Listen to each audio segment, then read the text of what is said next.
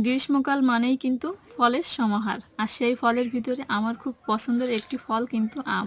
এই যে দেখতে পাচ্ছেন আমাদের নিজেদের গাছে আম ধরেছে। আমগুলো কিন্তু মাশাআল্লাহ অনেক সুন্দর থোকায় থোকায় ধরেছে।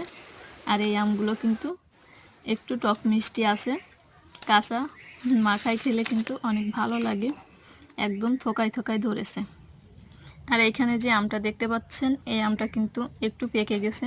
কয়েকটা আম পাইছি পেকে গেছে। এই যে এইটাও দেখতে পাচ্ছেন গাছে পেকে গেছে। এই গাছে কিন্তু খুব বেশি আম নেই, ম্যাক্সিমাম আমগুলোই কিন্তু পেকে গেছে, তার জন্য পেড়ে ফেলেছি। এই আমটাও কিন্তু বেশ মিষ্টি, আর ভিতরে কোনো আঁশ নেই, এই জন্য আরও বেশি সুন্দর লাগে। আর এইখানে যে আমটা দেখতে পাচ্ছেন, এই আমটা হলো হাড়িভাঙ্গা আম। এই আমটা এখনও পাকেনি, কাঁচা রয়েছে। এই আমটা কাঁচা খেতেও কিন্তু অনেক মিষ্টি, আর পেকে গেলেও কিন্তু অনেক বেশি মিষ্টি হয়। এই আমটা আমার খুব পছন্দের। আর এই যে গাছ ভর্তি যে আমগুলো দেখতেছেন, এই আমগুলো কিন্তু একদম ছোট ছোট মিনি সাইজের, খুব মিষ্টি এবং রসালো। গাছেই পেকে গেছে, দেখতে পাচ্ছেন ওই যে একদম উপরে একটা আম পেকে গেছে, আর এই যে একদম টিনের উপরে আমগুলো পেকে গেছে, হলুদ হয়ে গেছে।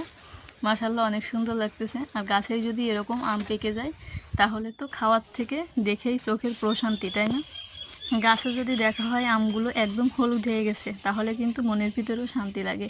আর এই যে আমগুলো দেখতে পাচ্ছেন, এই আমগুলো কিন্তু বেশ বড়। আমি ক্যামেরাতে কিন্তু এইভাবে উঠাতে পারিনি, তারপরও চেষ্টা করেছি। দেখেন কতটা বড়।